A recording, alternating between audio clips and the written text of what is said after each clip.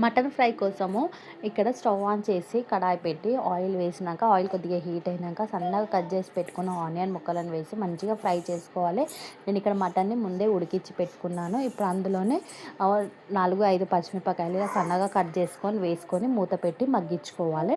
మంచిగా ఫ్రై అయినాక ఇప్పుడు అందులో మనము 1½ టీ స్పూన్ లేదా 1 స్పూను అల్లం వెల్లుల్లి పేస్ట్ వేసుకొని పచ్చివాసన పోయేంత వరకు మంచిగా ఫ్రై చేసుకొని ఇప్పుడు అందులో కొత్తిమీర, పుదీనా అండ్ కొద్దిగా కసూరి మేతి కూడా వేసుకొని మంచిగా ఫ్రై చేసుకోవాలి. మనం ఉడికించి పెట్టుకున్న వాటర్ ఉంటాయి కదా, మటన్ ఉడికించి పెట్టుకున్న వాటర్ కూడా వేసి మంచిగా బాయిల్ చేసుకోవాలి. వాటర్ని మూత పెట్టి ఒక 5 నిమిషాల తర్వాత మూత తీసి చూస్తే మనకి ఇలా ఏమంటారు వాటర్ అనేది మంచిగా బాయిల్ అయి ఉంటాయి కదా. ఇప్పుడు అందులో మనం ఉడికించి పెట్టుకున్న మటన్ని కూడా వేసుకొని అంతా ఒకసారి బాగా కలుపుకోవాలి. మళ్ళొకసారి మూత పెట్టి ఒక 5-15 నిమిషాల దాకా మంచిగా మీడియం టు హై ఫ్లేమ్లో పెట్టుకుంటూ అడ్జస్ట్ చేసుకుంటూ మటన్ని మంచిగా వాటర్లో ఉండేటట్లు చూడాలి. అండ్ ఇప్పుడు అందులోకి రుచికి సరిపడా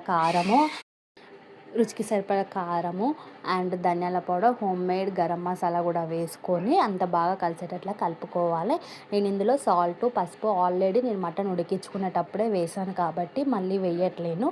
ఇలా మూత పెట్టి ఆవిరికి వాటర్ అన్నీ ఇంకిపోయేటట్లు మంచిగా నీట్గా కలుపుకోవాలి. మటన్ మూత పెట్టి మగ్గించుకుంటూ ఉండాలి. మధ్య మధ్యలో మూత తీసి కలుపుతూ ఉండాలి.